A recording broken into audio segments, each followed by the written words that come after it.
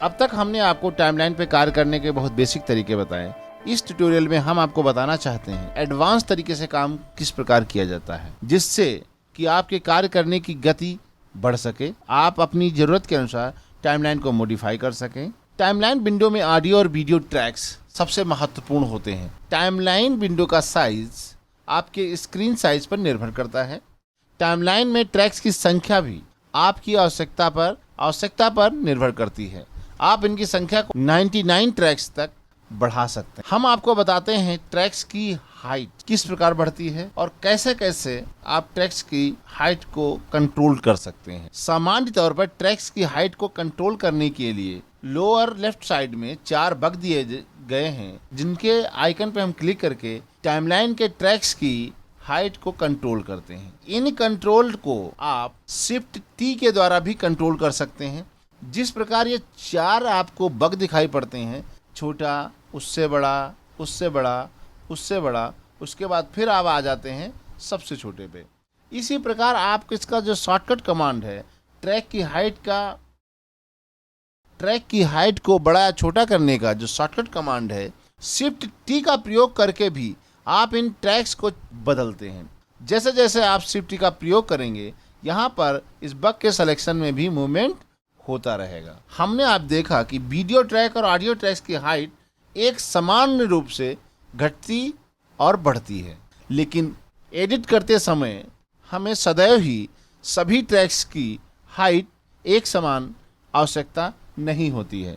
किसी एक विशेष ट्रैक की हाइट को हमें बड़ा देखने की आवश्यकता होती है, किसी ट्रैक को हमें छोटा करने की आवश्यकता होती है। किसी भी ट्रैक को बड़ा या छोटा करने की सुविधा भी एफसीपी में दी गई है। यदि हमें किसी विशेष ट्रैक्स की हाइट को बड़ा करना है तो हम अपने माउस को ट्रैक के पैनल एरिया में लेके जाएं, 2 ट्रैक्स बीच में रखें। अब आप देखिए जैसे आपका माउस 2 ट्रैक्स के बीच में जाएगा, आप देखिए आपके माउस के आइकन चेंज हो जाएगा।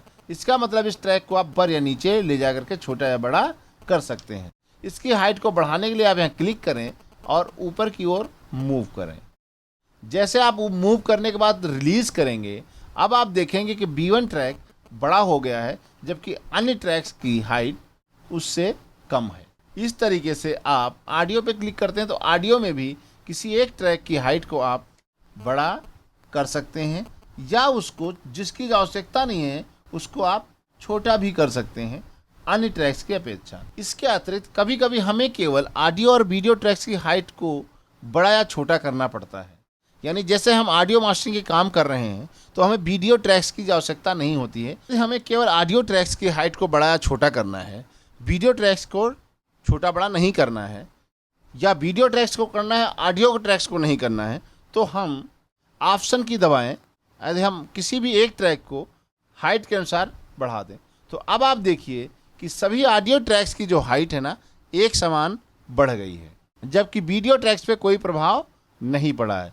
यानी हम सभी ऑडियो ट्रैक्स की हाइट को एक साथ कम या ज़्यादा कर सकते हैं। इसी प्रकार वीडियो की हाइट को बड़ा करना हो तो आप ऑप्शन दबा करके वीडियो की ही ट्रैक्स की हाइट को बड़ा या छोटा एक समान बड़ा या छोटा कर सकते हैं। केवल वीडियो ट्रैक या केवल ऑडियो ट्रैक्स की हाइट को एक समान रखकर बड़ा या छोटा किया जा सकता है। अब आप देख रहे हैं कि ऑडियो ट्रैक्स और वीडियो ट्रैक्स की हाइट जो है डिफरेंट हो गई है, लेकिन हमें चाहिए कि सबकी हाइट एक समान रखनी है, तो आप शिफ्ट की को दबाइए, किसी भी ऑडियो और वीडियो किसी एरिया पे क्लिक करके एक साइज कर दें, तो अब आप देखेंगे ऑडियो वीडियो सबकी साइज एक समान हो गई है। यानी शिफ्ट की का प्रयोग करने के बाद या मैन्युअली किसी एक ट्रैक को बड़ा छोटा करेंगे तो टाइमलाइन पर उपस्थित सभी ट्रैक्स की हाइट उसके समान हो जाएगी। यदि किसी एक की करनी है तो कोई कमांड दबाने की जरूरत नहीं है, कमांड की दबा सकते हैं। इसके अतिरिक्त टाइमलाइन में इंटरफेस में परिवर्तन करने के कई सारे और तरीके हैं। टाइमलाइन के नीचे बाईं ओर पॉपअप मेनू होता है, यह पॉपअप मेनू का बटन है।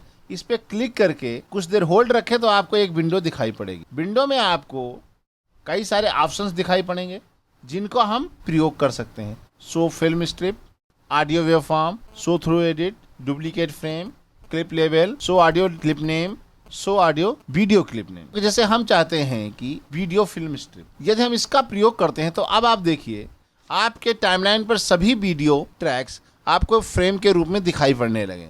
पहले क्या होता था कि यहाँ पर नाम दिखाई पड़ता था और फर्स्ट फ्रेम दिखाई पड़ता था। फिल्म स्ट्रिप करने पे टाइमलाइन पर उपस्थित सभी वीडियो एक तरीके से फिल्म स्ट्रिप के रूप में दिखाई देने लगेंगे। इसको हम ऑफ कर देते हैं। यहाँ पर देखिए ये ऑडियो वेवफॉर्म में दिखाई पड़ती है। बाय डिफॉल्ट ये ऑफ रहता है, इस तरीके से रहता है। यदि आपको ऑडियो वेवफॉर्म में देखना है तो हमें इस बटन पे क्लिक करके ऑडियो वेवफॉर्म पे क्लिक करना होगा, तो आपके ऑडियो वेवफॉर्म में दिखने लगेगी। अगला है show through edit. Next option है शो थ्रू एडिट। सामान्य तौर पर इसका कोई प्रयोग नहीं होता है, लेकिन यदि हमें गलती से कोई कट लग जाता है, वहाँ पर आपने कोई चीज़ डिलीट नहीं की है, तो आप देखिए जैसे हमने यहाँ कंट्रोल वी किया तो यहाँ पर आपको देखिए आइकन दिखाई पड़ने लगा। ये जो ट्रायंगल है रेड कलर का, ये शो थ्रू एडिट का सिंबल है, यानी आपने इस एडिट पॉइंट पे कोई भी फ्रेम डिलीट नहीं किया है। ये अनावश्यक एडिट पॉइंट है। यदि आप चाहें तो इसको आप हटा सकते हैं। इसको हटाने के लिए हम यहाँ पे सेलेक्ट करते हैं, राइट क्लिक करके यहाँ पर होता है जॉइंट थ्रू एडिट या जॉइंट ऑल थ्रू एडिट। यदि आपको एक लोकेशन पे का इस कट को हटाना है तो पहले ऑप्शन का प्रयोग करेंगे। यदि एक से अधिक लोकेशन पे है तो आप इसका प्रयोग करेंगे, जॉइंट थ्रू एडिट करेंगे, तो आप देखिए वो सिंबल हट गए हैं। यदि आपको ये आइकन दिखाई पड़ रहे हैं, इससे ये पता चलता है ये अनावश्यक एडिट पॉइंट है, इसकी हमें ज़रूरत नहीं है। चाहे तो इसको आप हटा सकते हैं। यदि आपके टाइमलाइन पर अनावश्यक एडिट पॉइंट लगे हैं तो उनको हटा देना एक अच्छे एडिटर की पहचान होती है। अगला ऑप्शन आपको दिखाई पड़ता है इसमें show duplicate frame. Show duplicate frame का मतलब ये होता है कि यदि आपने टाइमलाइन पर एक ही फ्रेम को कई बार यूज़ किया है तो आपको बताएगा। इसको जैसे ही हम ऑन करते हैं तो यहाँ पर देखिए रेड कलर का सिंबल आ गया है, यानी कि ये दोनों क्लिप डुप्लीकेट है। यदि हम इस क्लिप को दोबारा से एक डुप्लीकेट कॉपी बनाते हैं तो अब आप देखिए यहाँ पर आपको इसके रेड कलर हो गया, ग्रीन हो गया, यानी ये दोनों एक दूसरे के डुप्लीकेट फ्रेम हैं, ये डुप्लीकेट फ्रेम हैं। टाइमलाइन पर यदि रिपीट आपने उस शॉट को या क्लिप को या फ्रेम्स को किया हुआ है तो इस तरीके से आपको जानकारी मिल सकती है कि आपने टाइमलाइन पर कहाँ कौन शॉट रिपीट करके लगाया हुआ है। इसके अतिरिक्त यदि आप क्लिप पे शो ऑडियो क्लिप नेम यदि चाहेंगे तो इसमें ऑडियो का नाम आपको यहाँ पर दिखाई नहीं पड़ेगा। इसके अतिरिक्त यदि आप वीडियो का क्लिप का नेम नहीं चाहते हैं तो इसको हटा देंगे तो वीडियो का भी नाम आपको यहाँ पे दिखाई नहीं पड़ेगा। इसको ऑन ऑफ करने के लिए हम यहाँ से इसका प्रयोग करते हैं।